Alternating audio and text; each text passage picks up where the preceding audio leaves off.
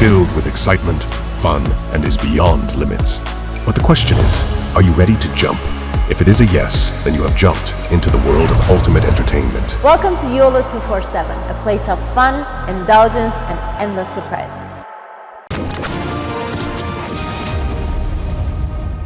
Republican impeachment inquiry कर दी against Biden. Biden के बेटे पे करप्शन का इल्जामात हैं कि उसने अपने टैक्सेस नहीं भरे। ये इल्जामात हैं कि उसने यूक्रेन और चाइना में उसने इन्फ्लुएंस पेडलिंग करी है।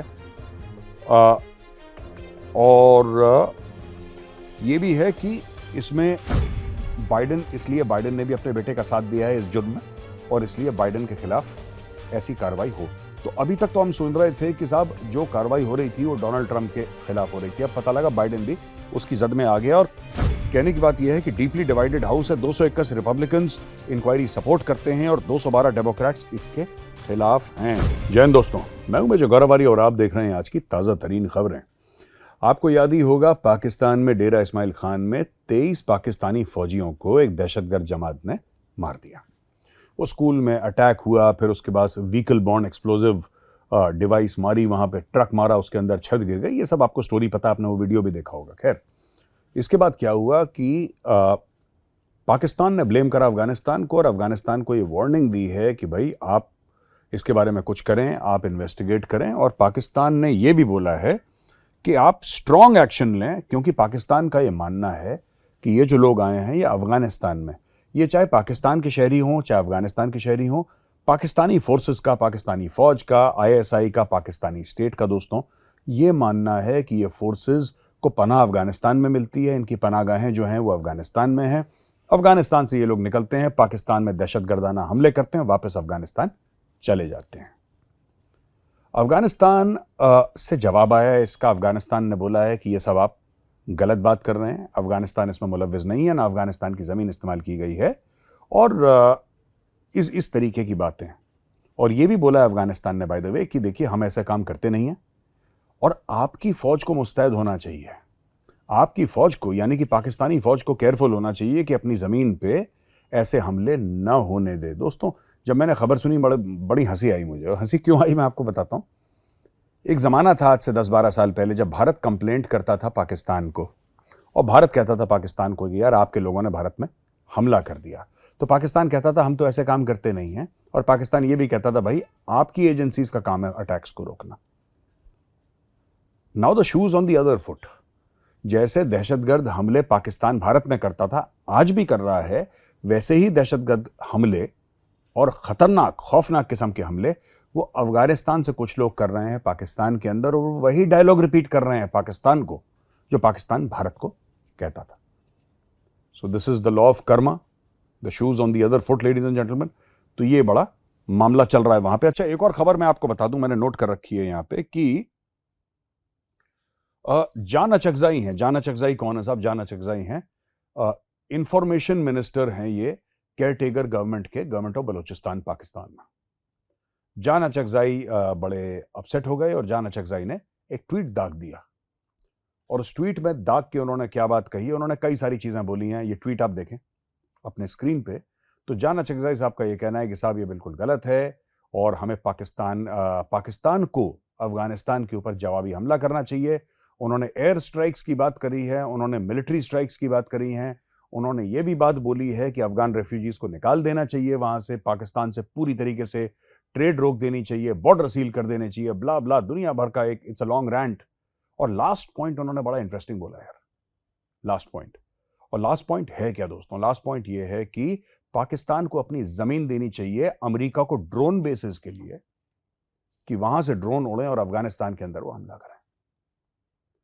जैसे ही मैंने पॉइंट पढ़ा ना, मुझे डाउट हुआ, क्योंकि ये डाउट मुझे बहुत पहले से था, लेकिन ये पढ़ के मुझे ऐसा लगा कि जान अचकज़ई को बोला है कि तुम ट्वीट करो, ये बातें लिखो, और 10 मिनट के बाद तुम ट्वीट अपना डिलीट कर देना। जाहिर सी बात है लोग स्क्रीनशॉट ले चुके होंगे। अब इस ट्वीट का मतलब क्या है? इसमें सारे पॉइंट्स इरेलेवेंट हैं, छोड़ के आखिरी पॉइंट। आखिरी पॉइंट यह है कि पाकिस्तान को अपनी जमीन दे देनी चाहिए अमेरिकन को ड्रोन बेसिस के लिए। दोस्तों, क्या ये हमले, ये खुदकुश हमले, ये अटैक्स पाकिस्तान खुद पे करवा रहा है? सोचिएगा जरा, लॉजिकली सोचिए, तब आपको पता लगेगा कि इसमें बहुत मसाला है, इसमें बहुत ज्यादा मसाला है दोस्तों।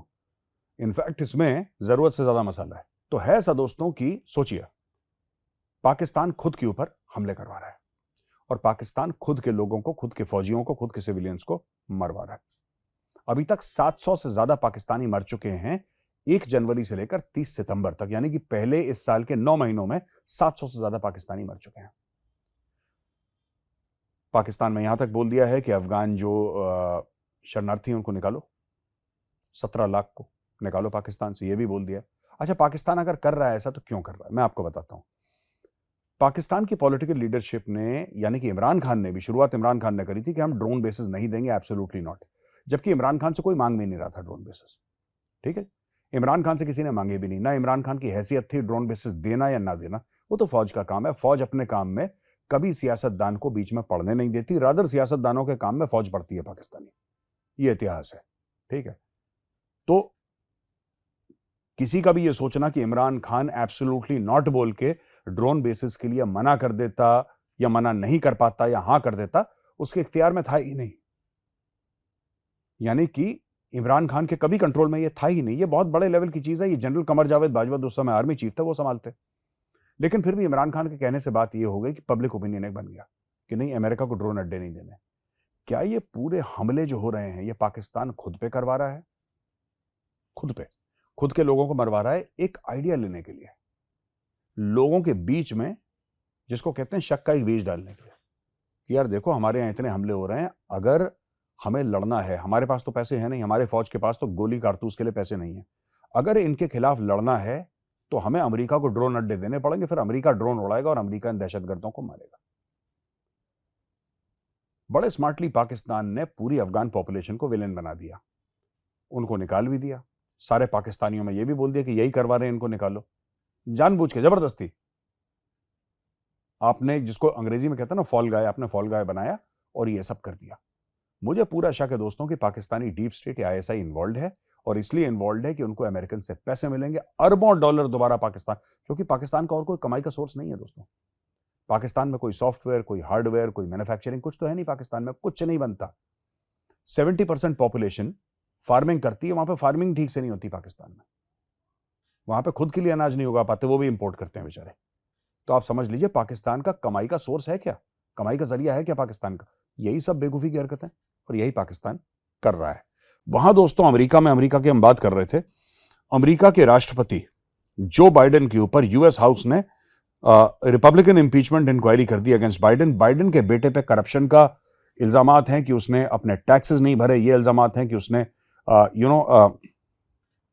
यूक्रेन और चाइना में उसने इन्फ्लुएंस पेडलिंग करी है, और यह भी है कि इसमें बाइडेन ने भी अपने बेटे का साथ दिया है इस जुर्म में, और इसलिए बाइडेन के खिलाफ ऐसी कार्रवाई हो।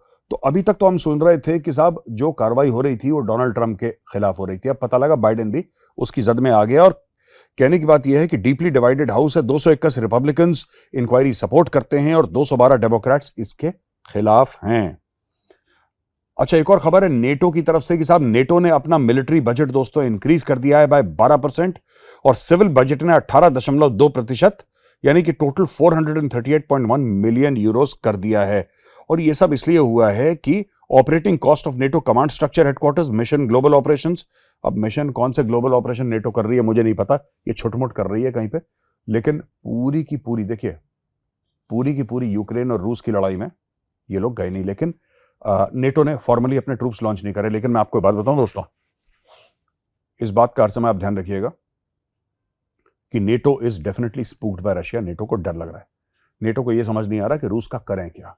रूस ने 17.5% यूक्रेन की जमीन रूस खा गया, और जो अमेरिका कह रहा है ना कि लड़ाई बंद करो, हम पैसे नहीं देंगे यूक्रेन को, अमेरिका ने यह भी मान लिया है कि यह 17.5% वापस रूस में मिल गया है।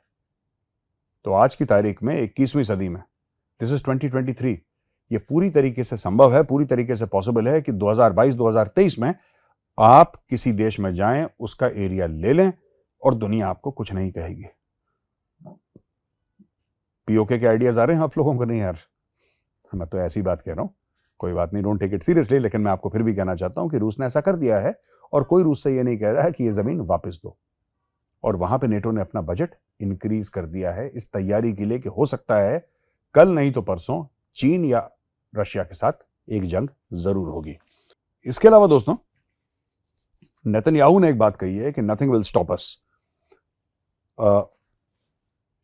नेतन्याहू के पीछे इजरायली पब्लिक खड़ी हुई है और वो कह रही है कि कोई बात नहीं, यूनाइटेड नेशंस हमारे खिलाफ हो, दुनिया हमारे खिलाफ हो, ये लड़ाई नहीं रुकेगी जब तक जड़ से हमास को ना उखाड़ दिया जाए।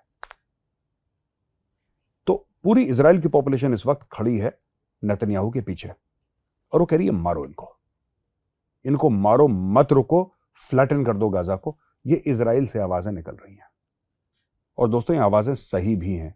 वहां पे इस्माइल हानिया का ये कहना है कि कोई भी गवर्नमेंट बनती है या कोई भी सेटअप बनता है, लड़ाई जब खत्म हो जाए उसके बाद, अगर उसमें हमास शामिल नहीं है तो उसकी कोई वैल्यू नहीं है, ऐसा बन नहीं सकता। मैं तो इनको इस्माइल हानिया और सिनवार विनवार जितने भी हैं, मैं सबको एक ही एडवाइस देता हूं and it's a well meaning advice. आप फ्रेंडली एडवाइस मान लें, though I am not their friend rather their enemy, but एक एडवाइस है, मान लीजिए। देखिए, the Israelis will kill you. मैं आपको आज क्लियरली बता रहा हूं, आप लोग क्यों मीडिया के सामने आके, क्यों बयान देके बार बार नेतन्याहू को याद दिला रहे हैं कि आपको भी मार खानी है। आप कतर में रह रहे हो, आप सेफ नहीं है, ठीक है। आप तुर्की में रह रहे हो, आप सेफ नहीं है। आप दुनिया के किसी, आप एक कुएं में रह रहे हो जो कि 10 किलोमीटर गहरा हो, आप सेफ नहीं है। यहूदी आपको ढूंढ लेगा और यहूदी आपको मार डालेगा, क्योंकि इनका ट्रैक रिकॉर्ड है। इन्होंने अर्जेंटीना में जाके आइकमेन को वहां से किडनैप करके ले आए। ये एनटीबी में जाके सारे के सारे पैसेंजर्स फ्लाइट के छुड़ा के ले आए, उसी ऑपरेशन में जहां पे बेंजामिन नेतन्याहू का बड़ा भाई मारा गया था। ये दुनिया में जा जाके, जिन्होंने पैलेस्टीनियंस ने इनके म्यूनिक ओलंपिक में इनके एथलीट्स को मारा था, इन्होंने नहीं छोड़ा। इनको 20 साल लग गए। इन्होंने चुन चुन के मारा, चुन चुन के उनके असैसिनेशन करे। किसी को यूरोप में मारा, किसी को अफ्रीका में मारा, किसी को कहीं, किसी, इन्होंने नहीं छोड़ा। ये अपने खाते खुले नहीं छोड़ते हैं।